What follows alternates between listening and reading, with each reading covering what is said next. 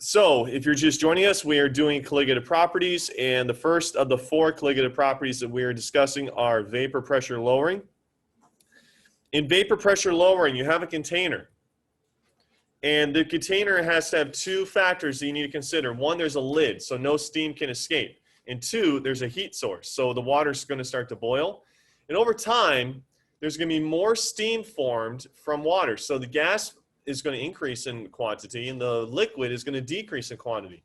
And this is going to generate a lot of pressure because there's that lid. It's like trying to blow a lot of air in a balloon, but the air has nowhere to go. So the pressure inside the balloon just rises and rises and rises.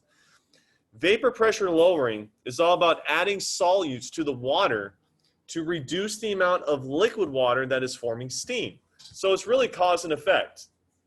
So I'm going to try to write it as cause and effect. Addition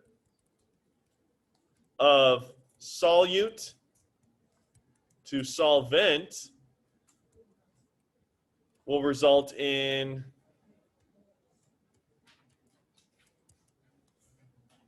less solvent vaporizing, which results in less vapor pressure. So it's really just cause and effect. If there's a closed container and there's a lot of steam being produced, which means you're forming gas. Gas generates pressure. Think of a balloon. A big firm balloon has a lot of air in it. A floppy little balloon hardly has any. The reason why a big balloon is completely filled out is because that air is pushing up against the walls of the container, the balloon itself. That's gas pressure. But when you have a closed container and you're boiling water in that closed container, that pressure, that vapor has nowhere to go. So the pressure is going to build and build and build. It's like what we saw in Chernobyl. The fuel tank or the core had so much boiled steamed water, it had nowhere to go. So the whole core blew up. And what happens when you blow too much air into a balloon? The air has nowhere to go. Sometimes it can pop. That's because of gas pressure. Yes, Kevin? Is lowering vapor pressure essentially the same thing as elevating boiling? Yep. I was hoping somebody would pick up on that. Yes? So any solvent or any solute will make... You're right. It's not the identity of the solute that's the issue. It's how many particles it ionizes into. Why does that make it vaporize less? Or is it just that it takes more? It's because the water is going to be bonded to the solute rather than be freely released as a gas. Oh, so that's other bonds to break before it It's going to form bonds with the solute, and that's going to, I think of it as like being preoccupied rather than releasing as gas. Yes, Nicole? So when this ring is boiling point, it's already, it has to vaporize in order to have vapor pressure acting on it. So then how does that affect isn't it already boiling? It's, as Kevin was saying, their vapor pressure lowering is generally the same as boiling point elevation.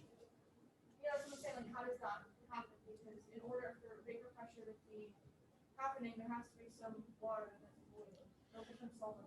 Because not all, it depends on how many particles and how much water, how many particles the solute ionizes into and how much water is actually present.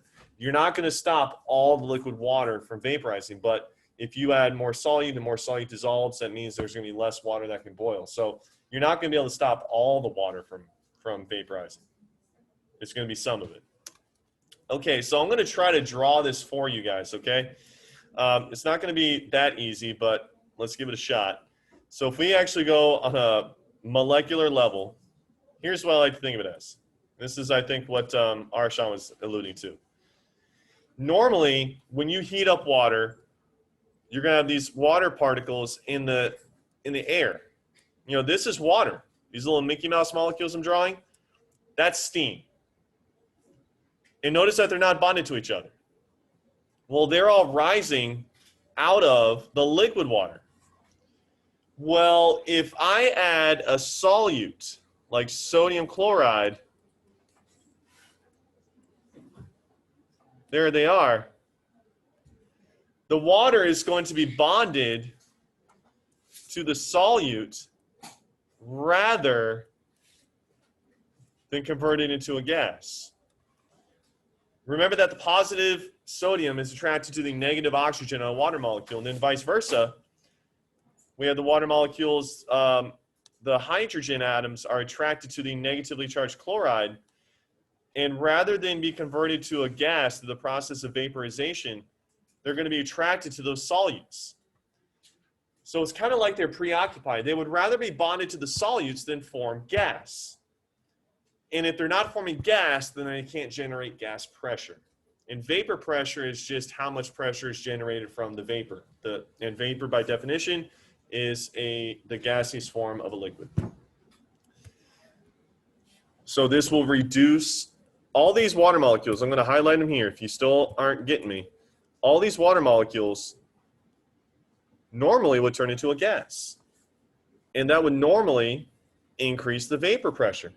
But because you added a solute, those water molecules are going to bond to the solute instead of vaporize. And because they're going to stay with the solute instead of vaporizing, there will be less vapor. If there's less vapor, then there's less pressure that the vapor would have generated. And so it's really cause and effect. Any questions with vapor pressure lowering? And this is generally the same idea as boiling point elevation. It's the same. You get two different outcomes from the same action. And so that would logically mean that we're going to move on to boiling point elevation.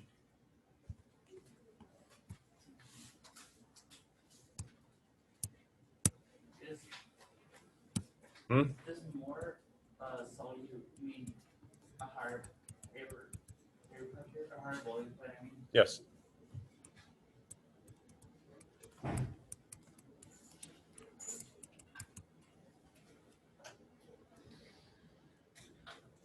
Okay. Adding a solute to a solution can elevate its boiling point.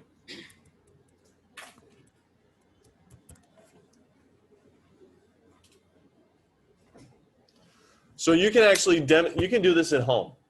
Fill up a pot with water, put it on the stove, and boil it. And you're going to see all the water starting to boil. Sprinkle some salt in there, and it'll stop temporarily. I'll tell you why it's temporary. So again, if you have like a pot of water here, and it's really starting to boil, this is all vapor. Those little wavy lines mean a gas. But here's the catch, guys. You put a little thermometer in there, and the thermometer says the water is exactly 100 degrees Celsius. That's the thing. You sprinkle some salt into that. Throw some salt in there, and the boiling should stop. The reason why I say temporarily is if your temperature is above 100 degrees Celsius, like 110, 120, you're still not going to stop the boiling, but you've elevated it. So if your water is exactly at 100 degrees Celsius and you put a solute such as sodium chloride, table salt, into that solute, the boiling should stop. Because adding a solute to a solution can elevate its boiling point. And it is the exact same logic that we saw with vapor pressure lowering. The water molecules are more attracted to the solute particles than they are with vaporizing. They're not. Only free water molecules can vaporize. Well, if you look at all these highlighted water molecules, they're not free. They're bonded, and they can't leave. Even when there's evaporation in the ocean, water in the ocean evaporates, but does the salt evaporate with it? It does not. And so whenever water evaporates from the ocean, the salt stays in the ocean. It's just the water that goes up. Well, these water molecules are attracted to those solute particles, and so they're not going to boil or vaporize so easily. Now, you can boil salt water. Let's be clear about that. Salt water can boil, or any water with solute in it can boil. Sorry, I'm having computer's being a little slow. There we go. The only thing is that water that has a solute in it will just boil at a higher temperature. So let me give you a kind of a range. Here we have 100 degrees Celsius. Here we have 0. This is the temperature at which fresh water boils. And by the way, this would have to be at sea level because pressure does play a role. And I'm going to look up at what exact temperature salt water boils. Let's see if that will come up. Yes, or Nicole. Yeah.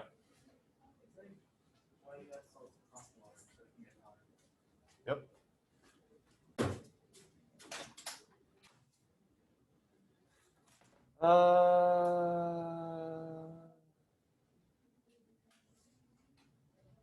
It depends on the salinity. The more salt you add. So let's see. Ocean water is about 3% salt. Let's see what that boils at. What temp does sea water boil? Salt water is about 3% water. It boils at about 104. So 104 is going to be salt water boiling point. The reason why it goes higher is because it has salt in it. Now, there's a formula for this.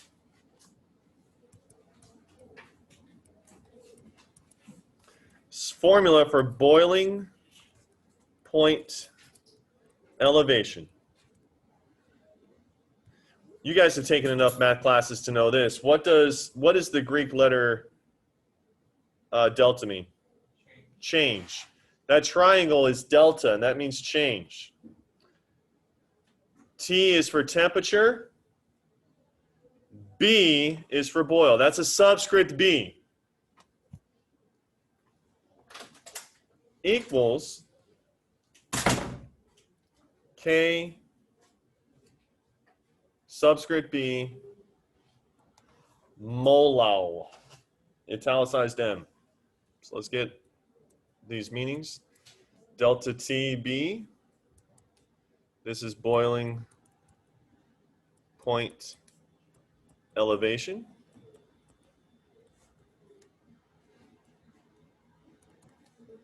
KB is the molal boiling point elevation constant. And M is molality. We'll do a practice problem at the end of class today to really put all this together for you. Yeah? I want to ask, because it comes up in a few times in the interview, does 1 milliliter of water equal 1 gram? Yes, 1 mil is equal to 1 gram.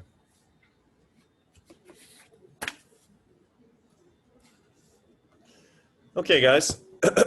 Still see some pens moving.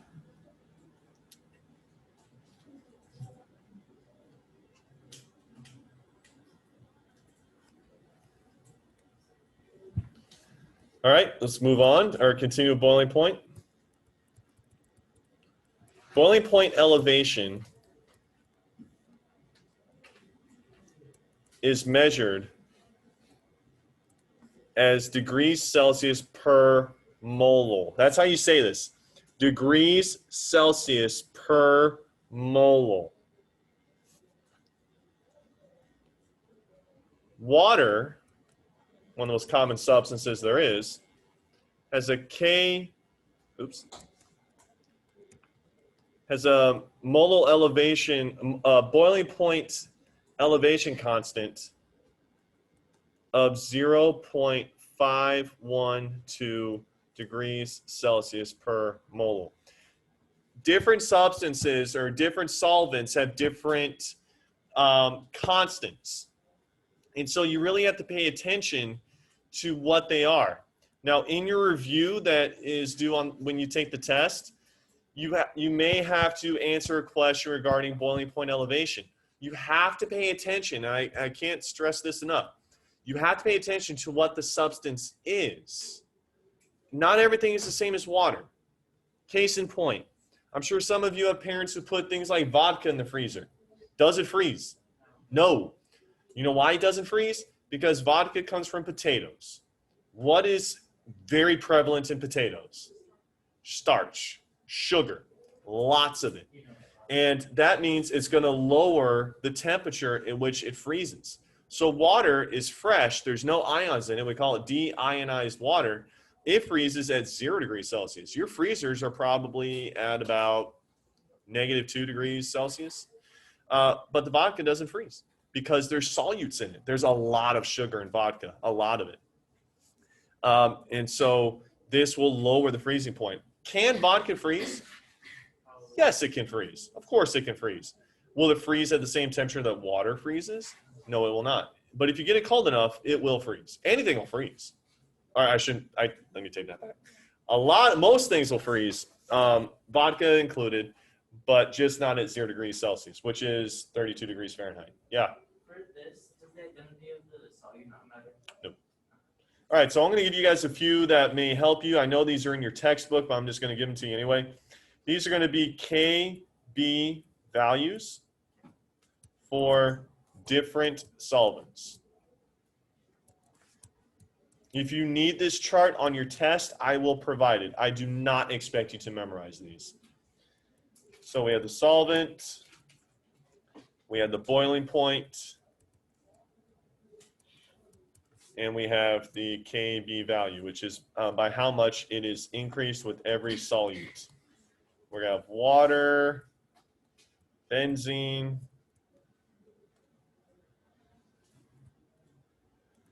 carbon, tetrachlorine,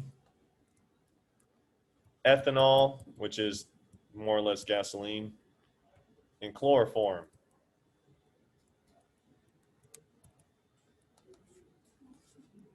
So these are the temperatures at which these solvents will become a gas.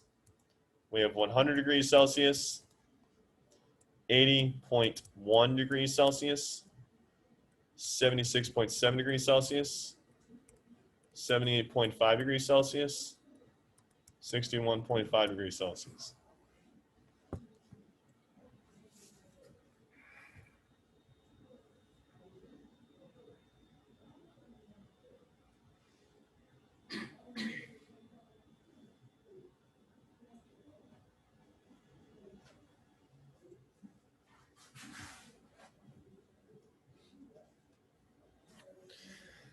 For every solute that you add, this will increase the boiling point by this much. For water, 0.512. And by the way, this is measured in degrees Celsius per mole. 2.53, 5.03, 1.22, and 3.63. These numbers might help you on your review, and if you need them on your test tomorrow, I will provide them for you. Yep.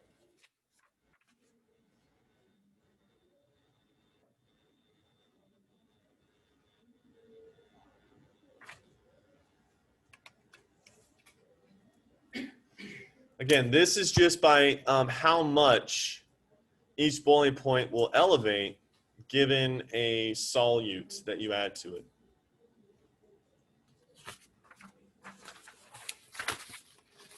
Okay.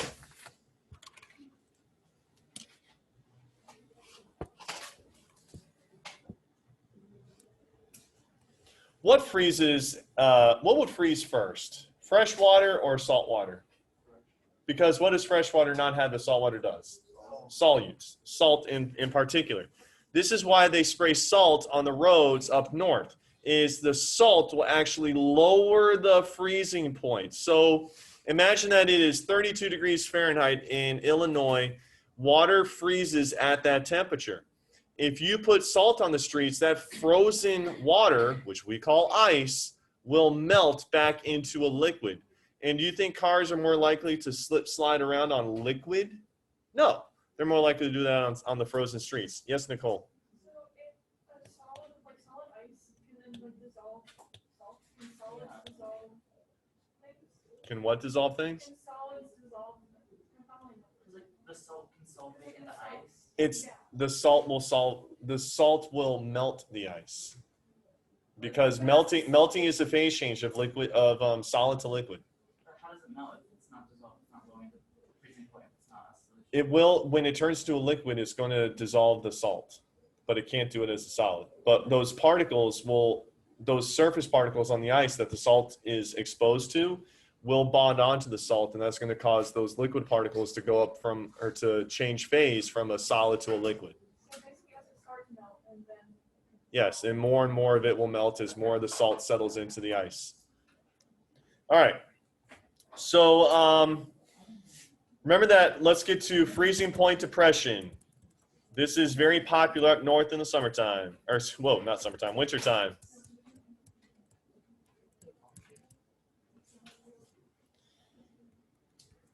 Okay. Important fact. The freezing point of a pure substance.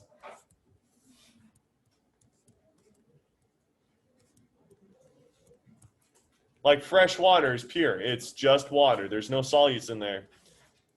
Is higher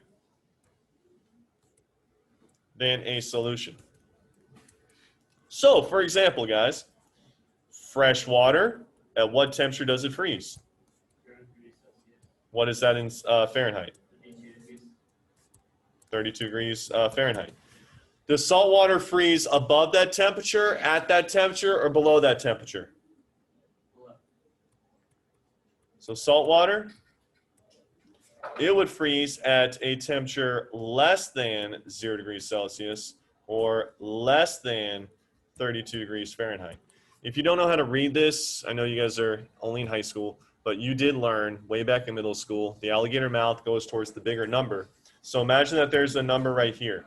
And imagine there's a number right here. What number is greater, that blank number or 0? 0. What number is greater, that blank number or 32? That means that 32 is the greater value, 0 is the greater value. So a number less than 0 or a number less than 32. Keep in mind that can salt water freeze?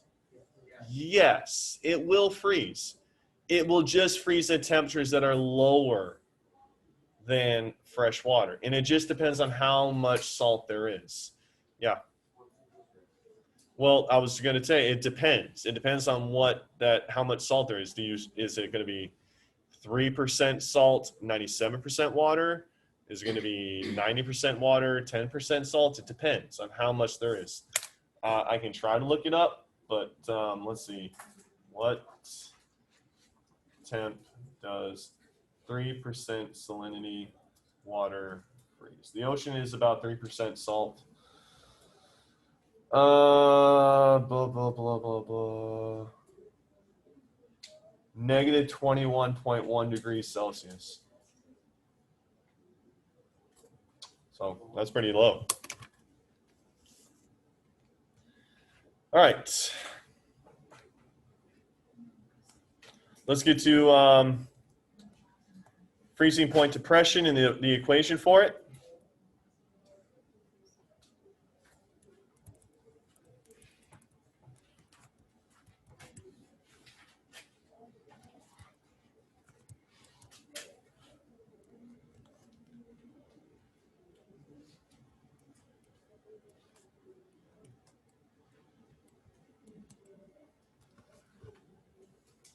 Remember, you are solving for this. This is going to be your answer.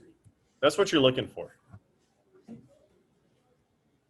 So that means you're only doing multiplication, guys. That's it. I know this looks freaky. This looks a little intimidating. It's a multiplication problem. That's all. The delta TF is what you're looking for. That's your answer. So delta T F is going to be your temperature. And more specifically, your freezing temperature, because that's what the F stands for. Just like the B stood for boiling, the F stands for freezing. KF, typically in math and science, K means constant. This is your freezing point depression constant. And then the italicized M is molality. So just as I gave you a chart that gave you a bunch of boiling point constants, I'm going to give you a chart that also gives you freezing point constants. I'm going to use the same five substances. And then we're going to do a practice problem to hopefully bring this all together. So have your calculators ready. I'm going to take it slow. This can be a little confusing. I get it. But we'll take it slow. Okay. So here's some molal freezing point depression constants, which is Kf.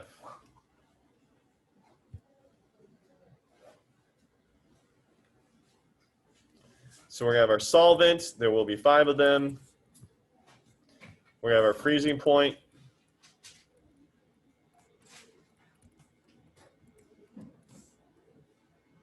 And we're going to have our constant, which is going to be measured in degrees Celsius per mole.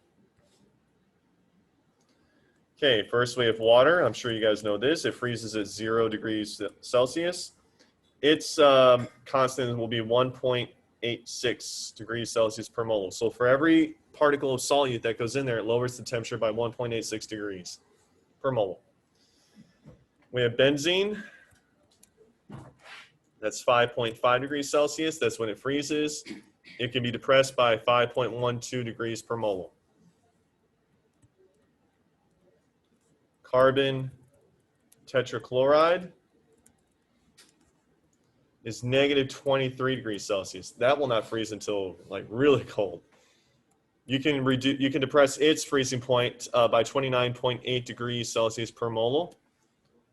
Ethanol, which is basically gasoline, it will freeze at negative 114.1 degrees Celsius.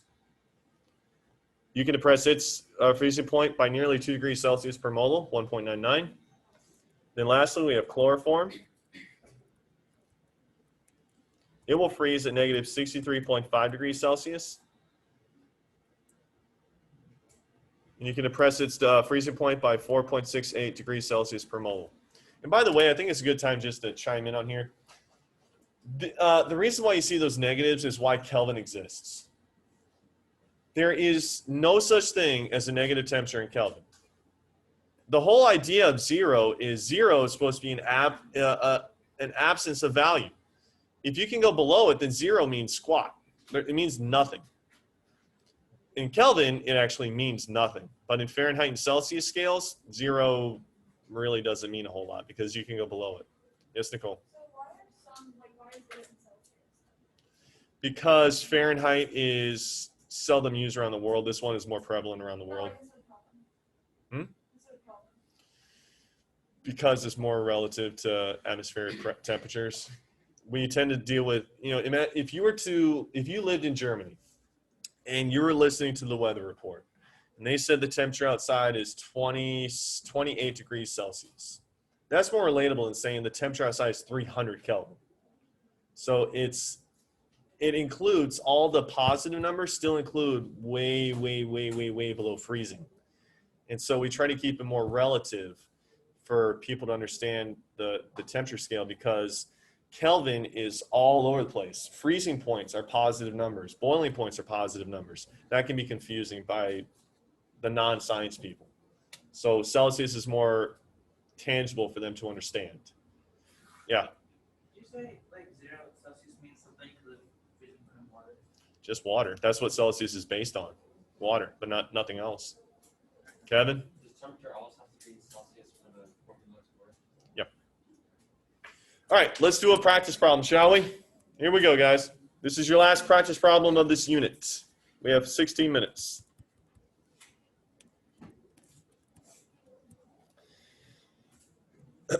This is going to be based on freezing point depression and boiling point elevation. Here we go.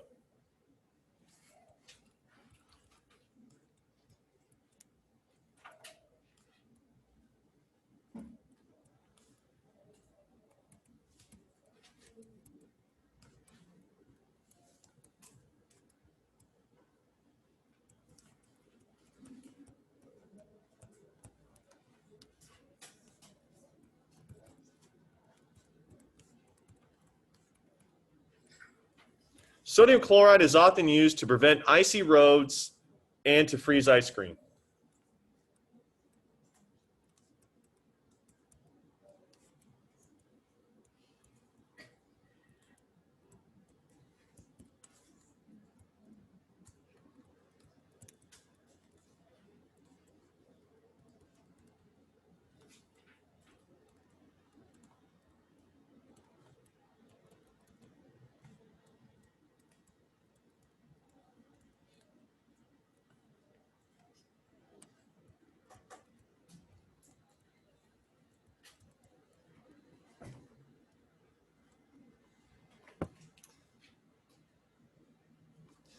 Sodium chloride is often used to prevent icy roads and freeze ice cream. What is the freezing point depression?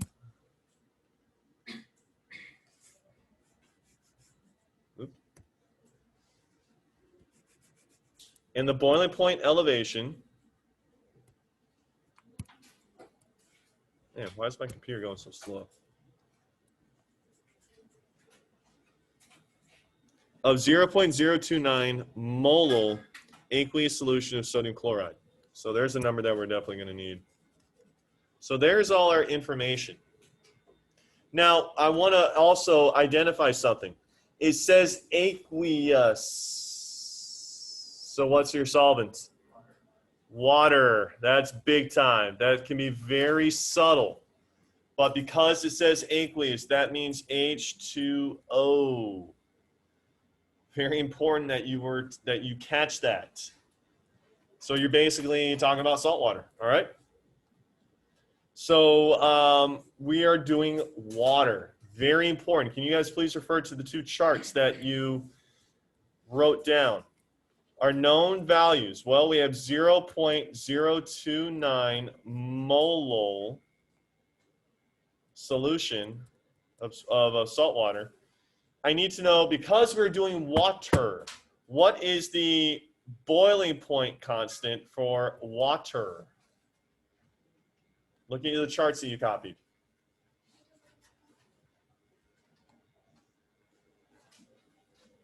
Anyone? Clock's ticking. Arshawn? Boiling point constant. 0.512 There you go. What's the unit of measurement? Celsius per mole. Correct. And Jade, what is the freezing point constant for water?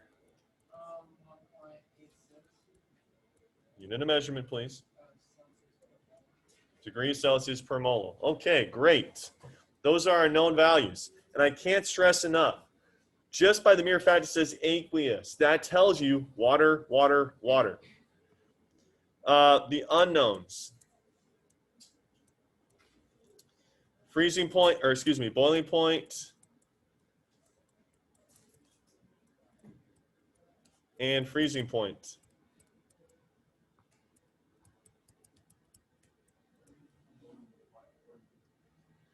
So we're trying to find out by how much will the water freeze, or the salt water freeze and the salt water boil, based on the fact that there's 0.029 molal concentration of it. Okay, here we go. So what is the particle? What is the solute in this problem? What is actually being placed in the solution? What's being placed in the water? Salt. What is the chemical formula for salt? NaCl. This is your solute. Okay, now I ask my AP Bio students this a lot.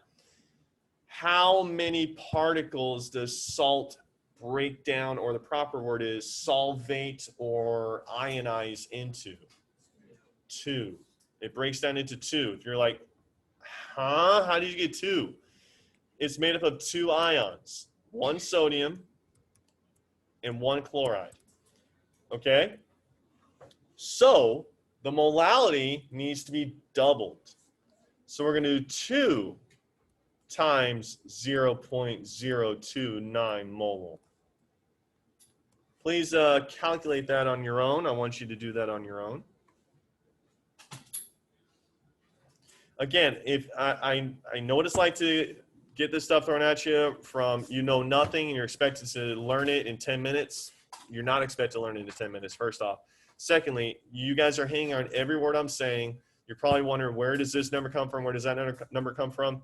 These two numbers here are constants. I will give you those. Those are constants. You were not expected to memorize those. The 0.029 molal is from the problem. If you're wondering where the heck did that 2 come from, we're using sodium chloride. If you place sodium chloride into water, it will break down into a sodium ion, 1, and a chloride ion, 2. 2 particles. If I had, we did this yesterday, what if I put MgCl2 in there? How many particles would that ionize into? 3. 1 magnesium, 2 chlorides. All right, so Colby, did you get 2 times 0.029? What did you get? 0.058 molal is correct. Great. Okay, so all you have to do now is just multiply that number times your constants. That's it. So for the change in the boiling point, we will do 0.512 degrees Celsius per molal. That's your constant. Times 0.058 molal.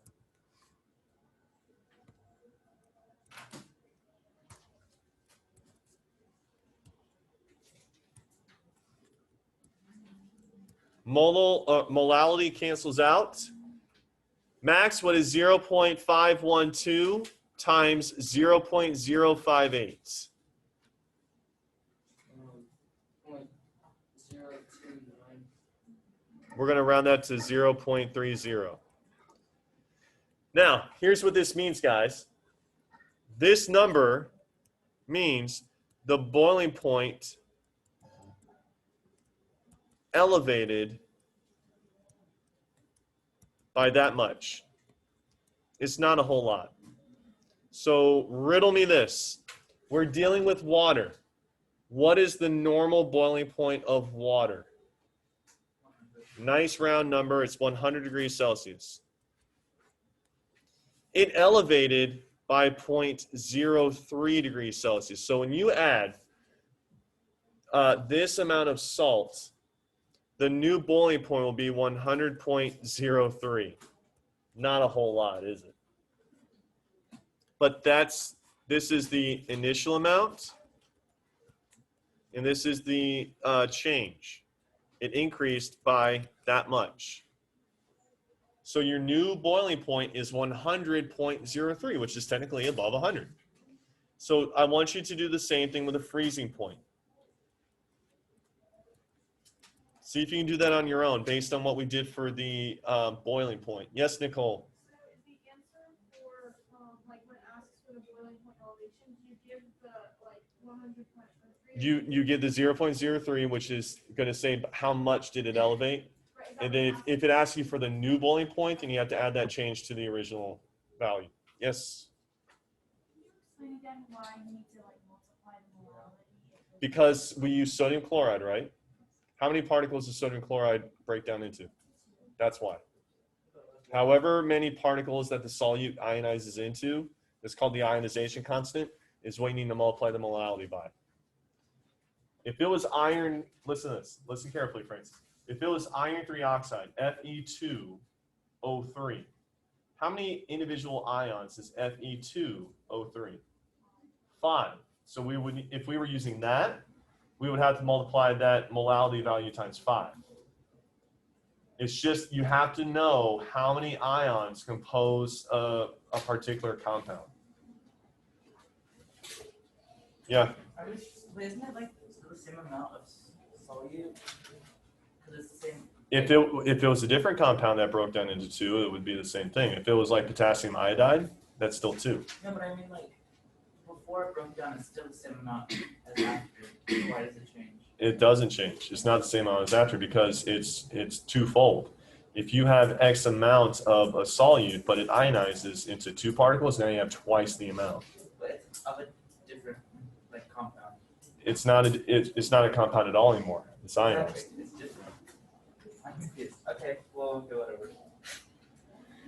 Can you guys do the freezing one on your own? Emma, we're doing water. What is the freezing point constant for water? 1.86. You got it. What's the unit of measurement, Emma? Degrees Celsius. per mole.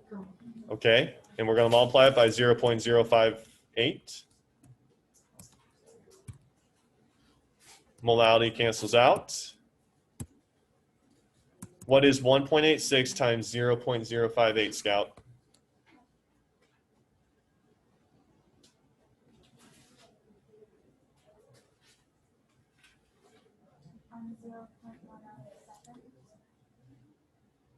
Okay, we're just going to say 0.11.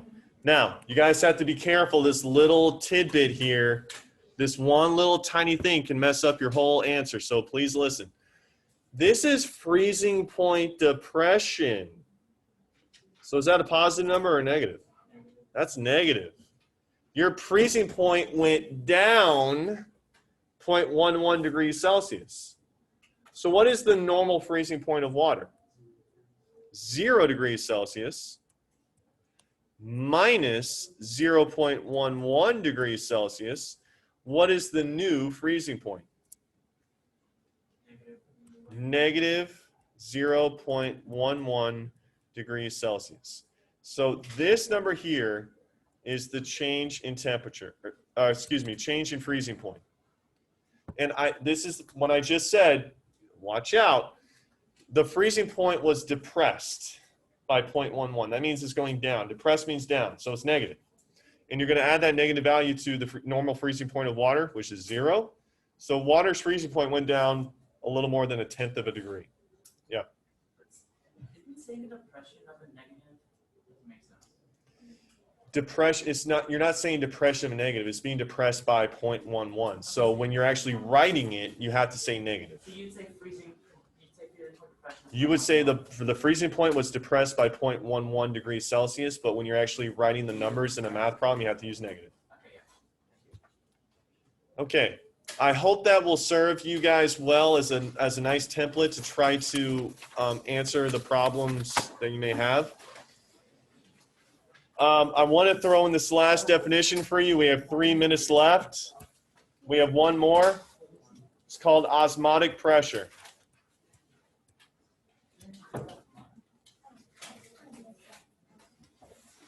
Okay, osmosis is the diffusion of water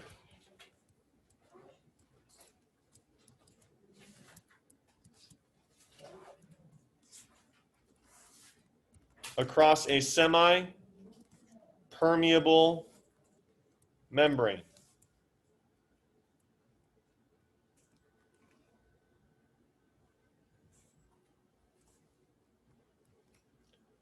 Water diffuses from high to low concentration. So here's a biology question. If water is diffusing from high concentration to low concentration, is this a passive form of diffusion or an active form of diffusion? It's passive. It does not require energy. Now, another way to look at this. Water particles diffuse towards a region with greater solute concentration. I'm going to keep talking and I'll post this to YouTube if you want to look it up. Water particles diffuse towards a region with greater solute concentration. So osmotic pressure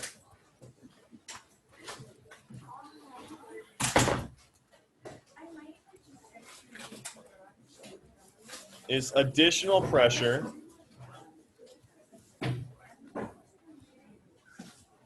caused by water molecules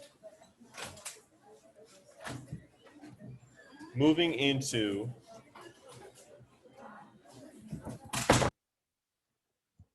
the concentration solution, or the concentrated solution. This will be posted on YouTube, guys, if you want to just go home and watch it later on your own time.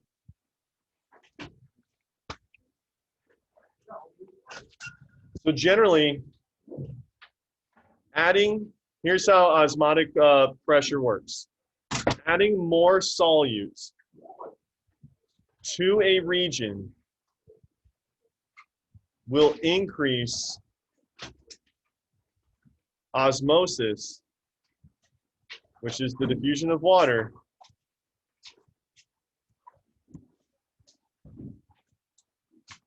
to that region.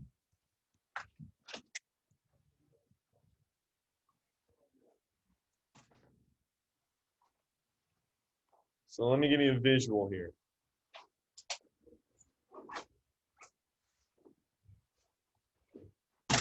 Oops, trying to get color blue.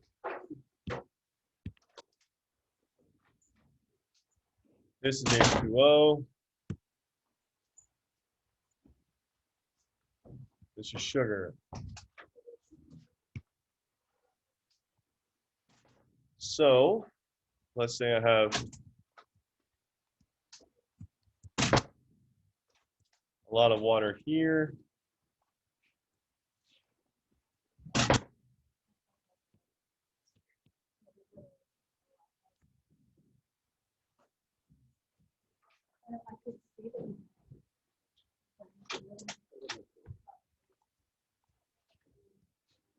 Okay, you can clearly see that there's more solute, more sugar on the left than there is on the right.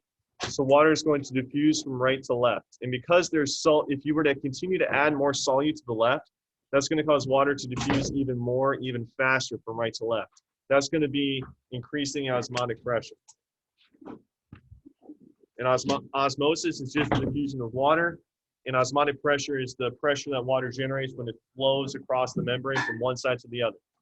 Adding more solute to a region is going to increase the osmotic pressure, which causes more water to flow across.